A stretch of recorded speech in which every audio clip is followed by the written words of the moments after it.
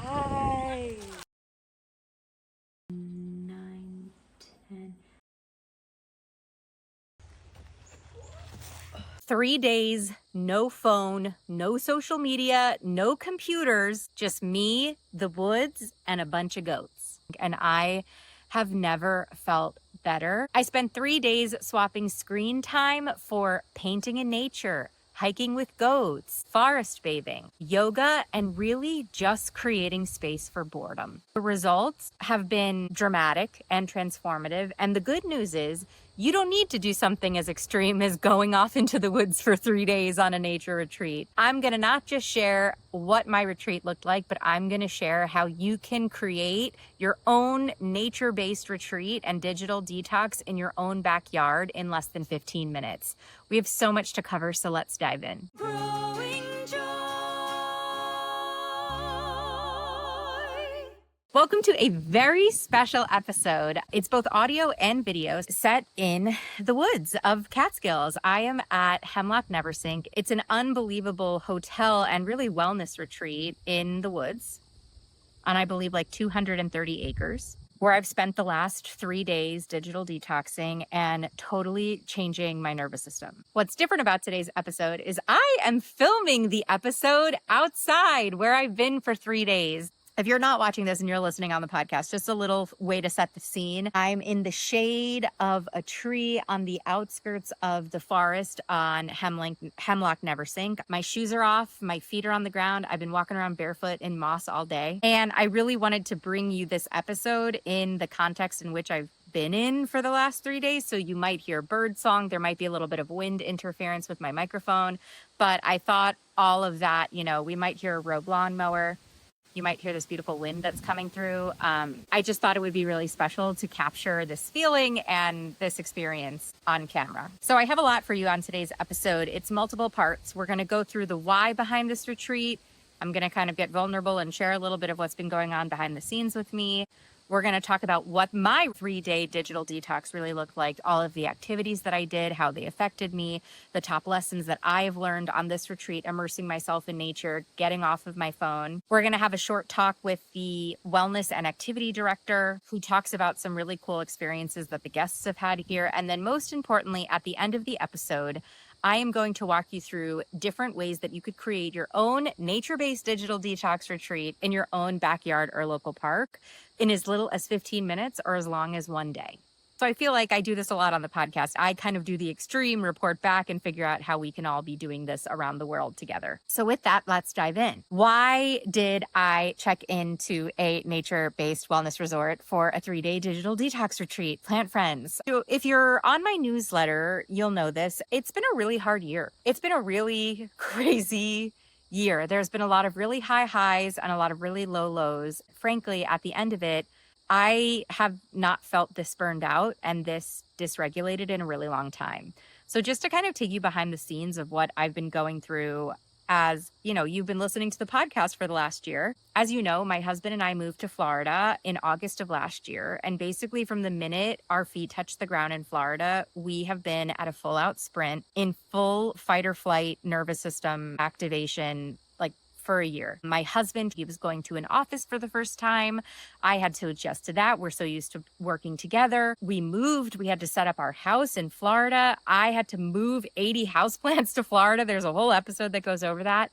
It was really intense. It was a really intense end of 2024 for us, just getting settled in Florida and then also getting to Florida and realizing, wow, we don't really have community here. We have my sister and her husband. My sister's my best friend. We have my parents, but we left our home in the Catskills, which had a really beautiful community, and started fresh in Florida, right? So there's a lot that comes along with that. And for the business, it's been very exciting. There's been a lot of awesome growth in the business. You probably have noticed that we went from 4 episodes a month to 8 episodes a month because I added that Best of Growing Joy series on the podcast. So now I put out 2 episodes a week. That's been a huge lift on the back end of figuring out the systems that bring that together. We've put the podcast on YouTube. And I launched digital courses. I've never done a digital course before. I've never sold something before. I've never done a digital product, right? So there's just been this crazy grind. There's been a lot of 14-hour work days for me. There's been a lot of working through the weekends for me. And then in early of 2025 in March, I suffered a really deep personal loss. And I won't go into it beyond that out of respect for family, but it really knocked me on my ass. I'm not going to lie to you guys. It was a really dark February and March for me personally, and also having to continue to show up to my business, to growing joy. What does it look like to grow joy in seasons where you are not joyful because you are going through it? Pushing through all of that just really has left me in a state of burnout, and I hadn't taken a vacation in a year. Since we moved to Florida, I hadn't taken a vacation. It had been 13 months. In addition to that, something that I didn't realize would really throw me off was how disorienting living in Florida would be for me as a gardener.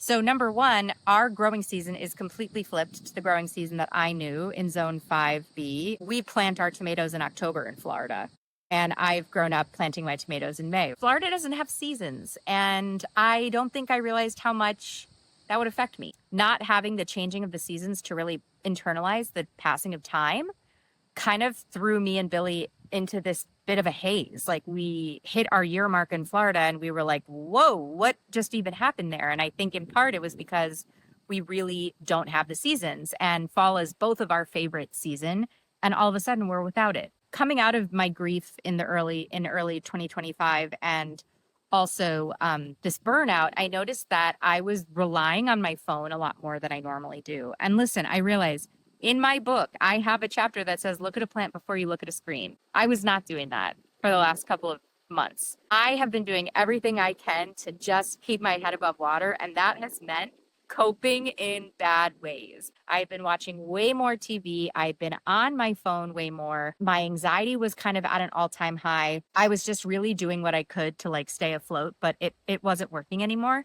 And so when I started thinking about what I would do to take a vacation, I thought, I need to take a dose of my own medicine. I need to go reread my book in the woods and figure out, what I'm here to do, reset myself, reset my nervous system, realign with where I want to bring all of us in the next year. Because I think it's been a really hard year for a lot of people. The world is kind of a scary place right now. And it's really easy to go into the things that I was doing. But the opportunity that we have is to double down on the stuff that we really know works, which is being in nature, being off your phone, taking care of yourself. And when I say self-care, I don't mean face masks. I did not do one face mask on this retreat. I took one bath, but it's really kind of diving into figuring out how to feel good in a natural, organic way. And that's when I remembered when I moved out of the Catskills to move to Florida, a really fancy, awesome wellness resort opened up 20 minutes from my old house, and I knew the people who ran it. So I reached out to them to see if I could come visit, catch a little bit of fall, and do this retreat to report back to you. Thank you for indulging me. I try not to share too much of my personal life here because I know this is all about getting you guys the information that you need to thrive. But also I felt like it was worth just taking a minute to just be honest with you about what this year has looked like, and also let you know that I am walking the walk, even if I wasn't earlier. If I was coping, I have reset, I have realigned, I've reconnected with nature in the most gorgeous way, and I can't wait to tell you all about it today. So a couple things about Hemlock Neversink. So it's a 230-acre campus that has everything a nature lover could dream of. I like to identify as outsidey, but not outdoorsy. Like, I don't want to go camping in the woods. I want to sleep in a nice bed. I want to have air conditioning and heating. I want to have delicious meals cooked for me, but I also want to be in nature and experience it. I've really found that Hemlock has that. So they have a yoga studio, a gorgeous spa that I had some beautiful spa treatments in. They have this indoor pool that makes it feel like you're in a terrarium. It's totally glass covered. They have gorgeously outfitted rooms. They have a farm to table style restaurant called Bittersweet, which is vegetable forward, but there's tons of meat there too for meat eaters. And the food has been out of control. I have spent my evenings at their campfire with these very cute little s'mores kits that they give people. But it's really a beautiful sanctuary, and they have miles and miles of hiking trails cut into the 230-acre compounds. I checked in on Tuesday. I did 3 days of digital detox. I themed each day. So Tuesday was release. I released all of the burnout and anxiety that I held. Wednesday was realign. That was all just about coming back to myself. And Thursday was reimagine and reawaken, which was all about, okay, now that I have kind of come back to myself, how do I move forward into my life and bring all of the aliveness that I feel here into my life? today is Friday. That's the day that I'm recording this podcast. And this is the day that I'm capturing all of the content that you'll see, across socials and on YouTube of this so that I could be really honest and authentic in my detox, but then also capture some amazing content that I'm so excited to share with you guys. The goats are so cute. I can't even stand it. Before we get into the goats, I want to go back to my book, Growing Joy, and talk about two things about the nervous system that I have really leaned on in this detox and in this vacation in general. So you have a nervous system, an autonomic nervous system. It's made up of two sides, and they're both very important, the sympathetic and the parasympathetic systems. Sympathetic is known as fight or flight, and parasympathetic is known as rest and digest. And you need both to survive, right? So you need that fight or flight, that sympathetic nervous system to, our ancestors run from bears, but also to balance that out, you need your parasympathetic nervous system, which is where everything resets. What I learned in doing research for my book is this interesting theory called the attention restoration theory. I've talked about it a couple of times on the podcast, and I talk about it a lot because it truly has changed my life. Concept is there's two different types of attention, directed and involuntary. Directed is the attention that we spend when we're on social media, when we're focusing, when you have to focus on something and block the externals out. That's directed attention. Email, social media, watching TV, reading, anything that you have to focus on is directed attention. Involuntary attention is the opposite of that. It's when you can kind of just be in the world and let the world wash over your senses. It's like if you're walking and a butterfly flies past you, you notice the butterfly, but it's not totally confronting you. It's that feeling of lying in the grass, watching clouds go by. It's this relaxed, unstimulated state. And our bodies, our nervous system needs both types of attention in order to thrive. The issue is, in modern day, humans, our bodies, we spend way too much time in directed attention because there is a 24-hour news cycle. We do look at our phones the first thing in the morning. We do check our emails before we get to work. There are all of these things that we are now using directed attention. And when you have too much directed attention throughout the day, that leads to burnout. So when you feel mentally fatigued, you're spending too much time in directed attention. So my goal for this 3-day digital detox has been to spend as much time in involuntary attention, which is that relaxed, open state, as possible, because my whole freaking year has been directed attention, which has led to my burnout. And what I really realized was also to cope with my anxiety, I was having a lot of input. So I really created this beautiful cocoon in Florida where I was never alone with my own thoughts. I was always listening to a podcast watching a Netflix show while I cooked, scrolling social media while I went to the bathroom, right? I was never by myself. And so what I really wanted to do is peel all those layers back to just get back in touch with my own consciousness. So no audiobooks, no podcasts, obviously no email or social media for 3 days.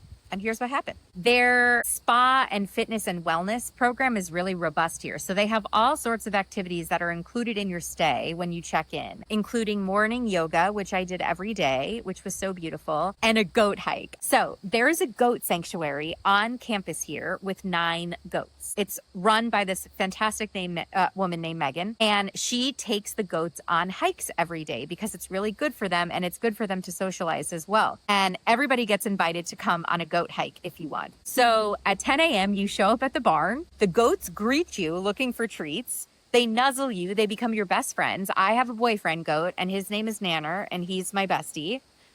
He hung out with me and would walk next to me for the entire goat walk. And you would go on these hikes with these goats. It was so fun and therapeutic. These goats were so sweet. They were so loving. It was so fun to just watch them run around and eat and go into a single file line when they had to cross over this little brook and interact with you. It was really fun to feed them. But, it reminds me of biophilia. We as living things like to be around other living things. It's that feeling when you're with your pets, but it was also that feeling when we were with these goats. And it really just inspired so much joy, so much spontaneity, a little bit of bravery, right? Because you're taught to kind of fear other animals. And at first I was like, gosh, are they going to bite me? Are they not going to bite me? And then by the end of it, I was hugging all of them. There's a video that will go up on social media where they literally climbed on top of me to get to leaves on a tree. It was just so fun. And doing that every day really just brought a lot of joy. And I think that's something that we lose in modern day society as we are overwhelmed with our jobs and our kids and our marriages and our friends and the traffic and the news and all of this. Like, we forget that we should just be looking for joy. Like, joy is our birthright. We should be finding ways to be joyful every day. And I'm not saying you have to go be with goats, but that was certainly a very joyful thing to do. The goat hike was like a lesson in being really playful.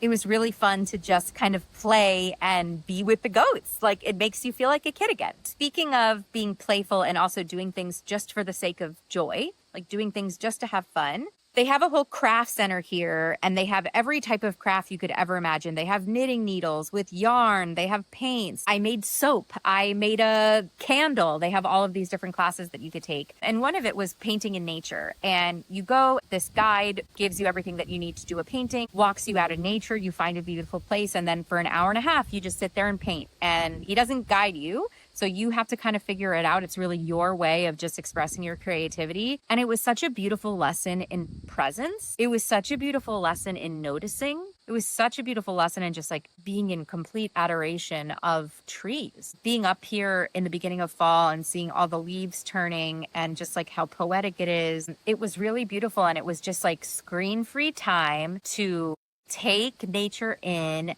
paint. That's a little bit of directed attention, but it was very flowy. You clicked into this flow state and you just enjoyed. And my painting looks terrible, but I love it. And I had a great time doing it. There were also other crafts, like I made soap one day, I made a candle one day, and it was really just fun to like do tactile things with your hands. And as I've gotten more connected with nature and as I've gotten off my phone, this is before my burnout, I noticed that I wanted to do crafts more often. So I got into paint by number and I got into embroidery. There's something about having the tactile experience of making something with your hands, whether you're painting or sewing or knitting, that number one, takes you out of your phone, right? Because you can't do the phone and this at the same time. And number two, it just feels good. It just feels so good. And once again, it's like we have to get back in touch with what feels good in our free time. And we think that that quick hit of dopamine and that quick hit of watching the Netflix, scrolling the Instagram, we think that's what feels good, but it's not. It contributes to an overall feeling bad. So getting yourself out of that news cycle, getting yourself out of the email, and getting yourself just into that present flow of creating something and expressing yourself and leaning on your creativity has been so restorative for me this week. Daily yoga has surprised me with how impactful it was. You know, I think we carry a lot of stress and a lot of stored stress in our bodies. So on Tuesday and Wednesday, my release and realign days, I did yoga every day. I took hikes every day. And I also got a massage on both days because I felt like I was just holding so much stress and grief in my body that needed to be released. And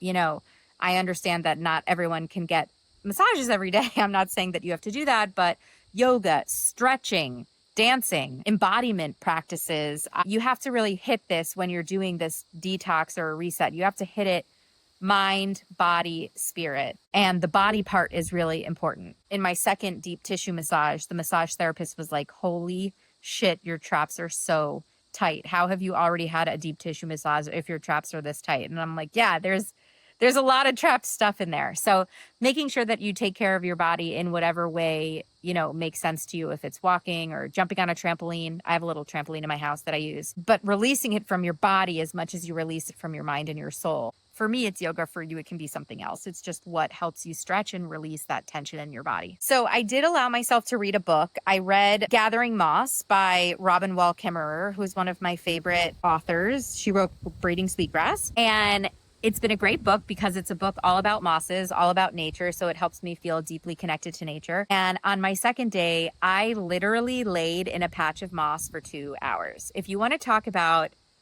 involuntary attention, my plant friends, I laid in some grass and I looked at all of the different types of clover and grass and ferns and moss were in this little patch. And I just zoned out. I laid on my back. I looked at the clouds. Like I really let myself lean into boredom. I feel like we're really conditioned to be hyper scheduled, over scheduled, always be doing something, always be consuming something, always being having all of these inputs. So then we get no output, right? We get no authentic output. And one of the most like transformative things I did all week in this gorgeous place with all, every activity and resource available to me was literally lying in a patch of moss and just daydreaming. It was the best. It was the best. That is something you can easily do in your own backyard. Just lie in some moss and look at all of the different grasses and mosses, Go look at the moss on the side of a tree for an hour. It's amazing. It really is amazing if you think about it and if you lean into it. And also the color green is just so therapeutic to look at. And the other thing that I've just been really cognizant of ever since the episode that I did with Dr. Chevalier on grounding, I've been really trying to spend as much time barefoot on the ground as humanly possible in Florida and here. So I'm recording this podcast barefoot. I've been barefoot as much as humanly possible. I have put as much of my body on the earth as humanly possible, and it has felt so good. I mean, I really do. I feel unbelievably better in the course of 3 days. So those are some of the things that we did, but I also want to talk about a couple of like high level takeaways from this digital detox that I just wanted to offer you guys. One of the biggest things that really surprised me was dining alone without my phone. It's really vulnerable to like sit at a table by yourself with no distractions and have dinner or lunch. And here I had all of my meals by myself. It was a little itchy at first, like it made me a little anxious and a little nervous. And then I really did lean into it. And I noticed that there are so many things that have come up for me now while I've been dining here that I never noticed before when I used to eat. I find myself listening to the music that the restaurant plays more and like dancing while I eat. I find myself making more human connections with the servers, learning more about them, having more authentic interactions with them. It's that awesome opportunity to daydream and just let your mind drift and look at the flowers on the table or look out the window.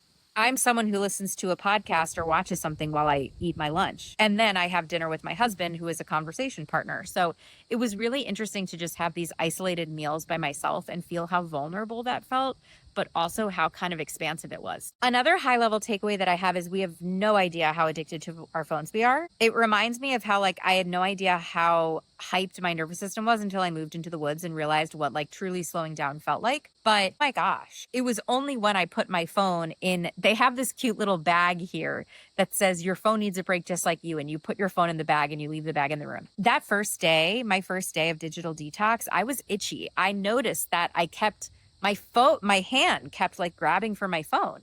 I grab for my phone to go to the bathroom. I grab for my phone when I'm in bed. I grab for my phone when the alarm goes off and I want to start scrolling. I grab for my phone when I'm eating and wanting to distract myself or wanting to look busy. I grab for my phone when I'm walking somewhere.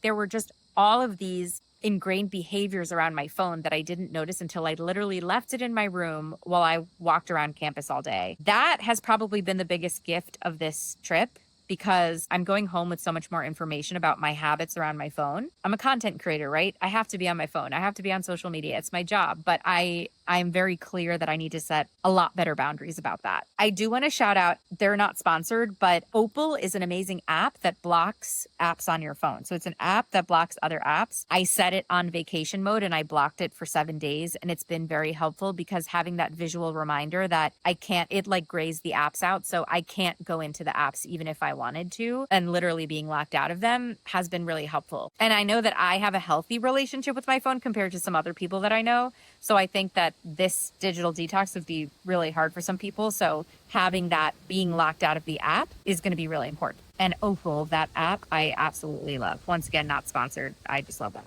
And the other thing with that is I don't think I realized how much my phone was dulling my senses. I feel like my senses have come alive since I've been here. And it's because I've been noticing everything more because I don't have my phone or a podcast or an audiobook as a distraction. All of a sudden, everything comes alive a little bit more around you when you're not tethered to your phone. I don't know how else to explain it.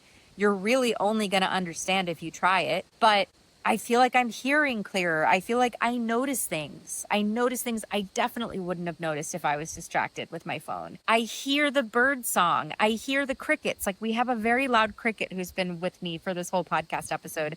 I hope he hasn't distracted you too much. You smell things. Like, it just gives you space to notice. And when you're in nature, there's so much to notice. Like this patch of grass that we're sitting on, you might think it looks like green grass, but when I look close to it, there's clover, there's wild strawberries, there's normal grass, there's sorrel, there's plantain, there's 3 different types of mosses, right? Like it takes intention. It takes time to notice that, and it takes space to notice that. And you create that space when you're not on your phone. One of the bigger things that I'm taking away from this is the art of play, and just how in a world where it's really hard to be joyful, we have to prioritize our joy and do things for fun. Whether it's painting, just to paint, right? Just to watercolor, like with no result. That painting that I made that wasn't very good in nature, I'm not probably hanging it in my house. That's okay. I'm just painting to paint. I'm just watercoloring to watercolor. Maybe I'm coloring in a coloring book just to do that without the need to sell it or create a business around it or do anything. Like just doing stuff for fun. We're adults, but we deserve to have fun too, not just kids. So how can you invite a little bit more play and fun and like stuff you would do as a kid into your life now? That's what I'm really excited to explore when I go back to Florida. So I wanted to talk to an expert about the art of wellness activities. How do you create a retreat for yourself if you want to? What, these wellness retreats look like at a large scale, and the impact that being in nature can really have on people. So let's go to a very short interview that I did with Ryan, who runs the Spa Fitness and Wellness here at Hemlock Neversink. He has an unbelievable history in the wellness space and has a lot of experience in different wellness modalities that I wanted to kind of talk to him about today.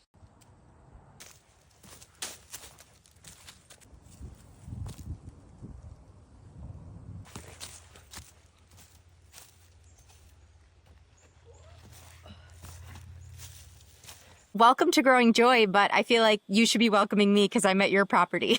Well, welcome to Hemlock. We're excited to have you here, where Growing Joy does feel like a theme that we embrace every day. Absolutely. So, how did you get the best job in the entire world, the Director of Wellness and Spa at Hemlock? The journey is quite long and exciting, but the passion started growing up with my mom being a yoga instructor and kind of exposing me to a world of wellness that started really young. And then when I was in college, hospitality felt like the natural magnet that pulled me in because I just love people. And I got an internship working in a spa in college, and then I just knew that the rest of my life was going to be dedicated to wellness. And that led to me traveling around the country, working in different spas. And when I connected with the Hemlock team, this just felt like the perfect fit and an amazing place to help people discover wellness for themselves. In the last 5 years or so, the whole world has really gone a lot deeper into the wellness journey. For a long time, I'd say the first 15 years of the spa world I was engaged in, really the traditional model of get a massage because my back hurts and get a facial because my skin's broken out. But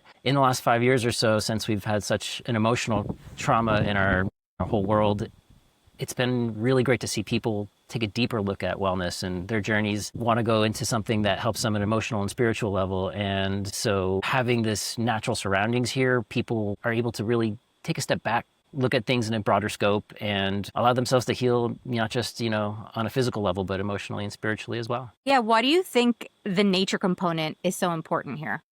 Well, a lot of our guests are coming from a very urban setting. So a lot of our guests need that space because the natural rhythm here in the forest, the watching the sunrise and sunset, feeling the seasons shift and being a part of that, you really tap into a part of ourselves as human beings that sometimes gets lost when you're surrounded by a concrete jungle. And so having that space for our guests to really just connect with nature, it just downregulates the system in a really special way. Yeah, I remember, I don't think I understood how overstimulated, imbalanced I was until I moved out of New York City, because I was in New York City for 10 years. So I didn't realize my nervous system was just operating at such a high kind of fight or flight level. And I had adapted to it because I didn't know any better. And it was only when I got into the woods, when I moved in 2020, that I was like, whoa. Well, you hit the nail on the head. Humans are incredible adaptive creatures. We just shift into and protect ourselves in whatever surroundings we're in because we accept that that's what our default mode is going to be. But when we separate ourselves from that, you get into nature, you realize how powerful it is to set back the clock a little bit and actually get your feet on the ground and connect to the earth. And I think it's really powerful. Yeah, grounding for a reason. And it's so simple. It really is. Like, I've had so much fun doing all of the activities here, but also just like staring at the trees, like sitting by the campfire, enjoying a s'more. We offer a lot of activities and things for people to participate in, but it's not a forced agenda. It's not making you feel like you have to be a part of everything. If you want to go paint in nature, it's there for you. If you want to sit in the sauna and sweat it all out, it's there for you. But everyone's wellness journey here is is their own to choose. And we just give a lot of space for our guests to be able to create their own wellness journey. And we're here to guide them on the way. Yeah, you're like, here's the menu, choose what you want, enjoy. And if you need some guidance, say, we get phone calls where guests don't know exactly what they want to do. They call us and say, hey, what do you recommend? The answer isn't, I recommend this or this. It's, well, let's talk about what your intentions are. Yeah. Yeah. Where are you coming from? Are you celebrating? Are you coming because you've gone through some kind of trauma? What's your intention? Totally. On the goat hike today, I was with this lovely couple who are here for their baby moon. They're having a very different visit than me, which is like really rehabilitating from a year of extreme burnout. I think our experiences looked really different, and both were really restorative and joyful. Being on different paths, I would say, even it doesn't really matter who comes to join us. The goats are always a highlight. They really do bring so much joy to everyone. I got a new boyfriend, Nanner. Nanner is a doll. Yeah. He is great. I'm curious, are there any guests' transformations that have really stuck out for you? Have you heard any interesting stories of people who have visited? So this is just a couple weeks ago. And it's going to be something that I could probably cut and paste 100 times over for the last year that I've been here. And so we had these two women straight in from Manhattan. They are buzzing about, I have someone in front of me who's just checking in for a service, and they're interrupting, they're jumping over things, they're asking me questions about retail, and they're like, we just got here from the city. And I was like, I can tell. And so they are just like, high velocity. They can't like regulate their, where they're at. And so, we get them checked into and they get all their, situations arranged. The next morning rolls around and the reception that was with me that first day when they checked in was there the next morning. And I looked at her and I said, so I know they went on a hike this morning. I know they did these activities yesterday. What do you want to bet they're coming in a very different light this morning? And so these two women walk in, are blissful. Their volume level has dropped by like 25, 30%. They come in and they're just coasting on a cloud. And so that shift that happens when someone just comes out of that environment where they're in traffic with people zooming by, getting cut off, fingers out the window, like that energy they're carrying with them comes onto property with them, but the natural surroundings help cleanse that. They help them just shut it all down and be present in the moment. And it happens every weekend. I can definitely attest to that. I was like crawled in here on Monday and feel like a completely new version of myself. Why do you think it's so important for people to come and intentionally reset in nature, whether it's at Hemlock, whether it's in their backyard, whether it's in wherever in the world that they are? Why do you think a reset that is wellness minded is so important? Well, we are habitual creatures. We create these patterns and we just kind of get caught up in this daily routine that doesn't really serve us. Yeah. It serves us in the sense of being productive at work and just having these habits that really don't feel great. And they manifest in different kind of stressful outcomes where we're really wondering why we're snapping at coworkers or yelling at loved ones. And these things that we're just processing internally or not processing, we're letting it just bubble up and come out in very inappropriate ways. This is a way to process all of that. You get here, you purge all of that stress in a healthy, thoughtful way. And it comes out a lot better when your loved ones are there with you, or at least on the other end of the phone, and you're expressing love and gratitude instead of the frustration and stress. And so, yeah. I think the women you talked about are a great example that, they also didn't realize the frenetic energy they were bringing in. That's just their normal. And if they were staying in the city and just continuing through their lives, it compounds. And you do need a pattern interrupt, like a pretty dramatic pattern interrupt. And it can be as simple as leaving your phone in the kitchen, cupboard or something for a half a day, or doing something like a 3-day detox. But you really do need that pattern interrupt to kind of remind you of who you are outside of your day-to-day stress. Absolutely. So before I started working here, I came here as a guest as well, just to feel what it was like, experience it as a guest. And I put my phone in the little bag, hung it up and forgot about it. And it helped me because when I went home, it gave me these tools and resources to also incorporate it into a better pattern moving forward.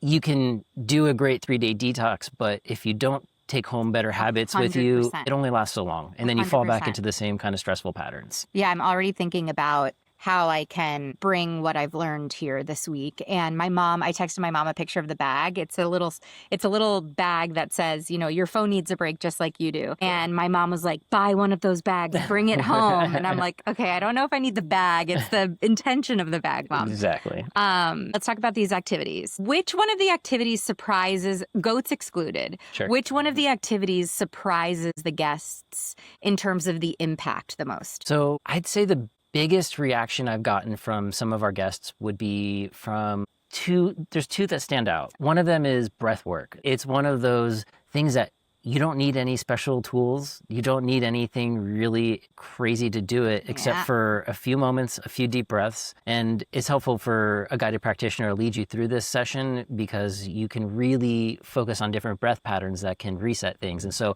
people come to me like, I had no idea that focusing on my breath could actually shift me in such a powerful way. And then the floating sound bath. Yeah. Some people they're like, oh, I've done sound baths and they were great, but being able to just disconnect and feel this different space surrounding me and the location's really incredible too. Oh my gosh. Indoor pool with the acoustics in there just created a magical space for sound to carry, for someone to just let go. And so those are two of the really fun ones. I'm going to throw in a third because it's my favorite thing to do here personally because I get to participate in it. And that's our dance hike. Okay, tell me about the dance hikes. I'm upset that I missed them, but they sound amazing. Some of the staff have told me about them. So they're pretty incredible. So one of my team members, she shows me some videos of a dance hike and I said, not today, but we're going to make this happen. And so after a little bit of time in design, we ended up creating this really fun couple sets of playlists. And, most of the time when we want to lead a hike, we don't want to bring music into nature because of all the birds are chirping and the trees are, the leaves are blowing and it's all really beautiful to absorb all of that around you. But sometimes you need to bring the party into nature. And that is our opportunity to do that and give people a safe space to strut their stuff through the forest. I love it. And also birds love music. Like I sometimes when I play music, the birds will sing along. There you go. And so we definitely. So do you have like a boom box and you're like walking around? Exactly. So we bring some fun speakers into the strap it to our shoulders and walk through nature. Yeah, we dance right through the forest. It's a great way because we usually do it on our Friday night where we kind of kick off the weekend. That's again, you have those people at 10 or 12 even, and we want to like kind of get them to shake off all of that energy. Literally shake it off. Exactly. And I think the dance hikes are interesting too because sometimes when people think that you have to go into the woods and go into nature and, it's like this very serious, very grounding, very hippie, very barefoot or like survivalist. Like I feel like nature has a bad rap in terms of being like this restorative thing because you think that you have to go camping. You think that you have to go like lie on a mat in the middle of the woods. When we're kids, we're in nature more, right? Like we're playing. And I feel like your inner child gets brought out here because you want to play or you want to, I like laid in the moss and looked at 4-leaf clovers the other day here. The crafts too, like that's actually been the one that was the most surprising for me this week was how much I enjoyed the crafts because you don't get to do crafts as an adult. 100%. It is definitely important to embrace that inner childhood. For us, it's about having fun. Yeah. If you're not having fun, you're not going to be able to let yourself settle into that space of wellness and healing. The most important thing is just taking a moment to be present. Hi, little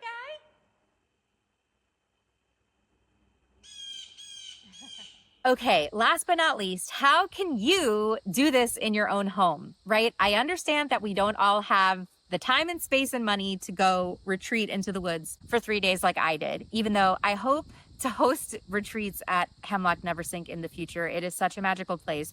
I would love to bring our community here for like a deep dive nature retreat. Please let me know if this would interest you. But before that, Hemlock is going to offer our community a discount. It will be in the show notes in case you want to come by yourself. Another large takeaway that I'm having from this retreat is so many of the things that I'm doing here, I can do in Florida and you can do in your own home, in your own backyard or in a park nearby. And so I wanted to go over how you could create a little digital detox nature retreat for yourself in little mini increments. Because also, I know time is very hard for people. So I wanted to give you a 15-minute digital detox opportunity. Okay, so number one, I've already talked about the Opal app. They should be sponsoring me because of how much I talk about the Opal app to you and also to everyone else in my life. But the Opal app or some form of app blocking thing for your phone would be really helpful. I have found it to be tremendously helpful.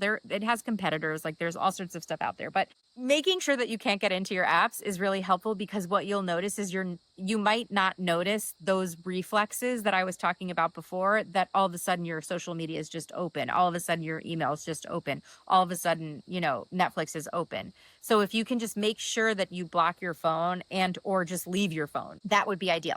So if you have 15 minutes and you don't have outdoor space, you're going to go cozy up with your houseplants for 15 minutes. You're going to turn your phone off. You're going to meditate. You're going to journal. You're going to maybe do a gratitude journal, make a list of things that you're thankful for. You're going to turn on your art of noticing. So look at your houseplant in a way that you haven't looked at it before. Really notice the shape of the leaves. On the stem, do the leaves grow on either side evenly or unevenly? How many stems does your plant have? Like, really look at it from upside down. Are the bottom of the leaves purple? Are the bottom of the leaves green? Like, heighten your art of noticing. Maybe you smell the soil, right? Maybe you feel it. And you do that for 15 minutes. You can set a timer. It's a moving meditation, right? If you end up doing this art of noticing practice. If you're outside, you're going to take those shoes off. And also, if you don't have access to outdoor space, you can go to a local park. Most people have access to some sort of local public space where you can take your shoes off and ground for 15 minutes, right? We want our feet to connect with the earth because, like we learned in the grounding episode, the earth has a negative charge. We build up a positive charge in our bodies due to Wi-Fi and all sorts of weird shit.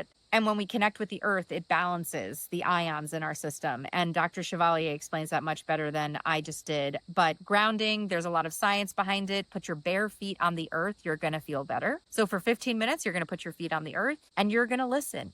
You're going to leave your phone in your house or put your phone on airplane mode in your bag. You're going to put your bare feet on the earth and you're just going to sit and listen. Just like that.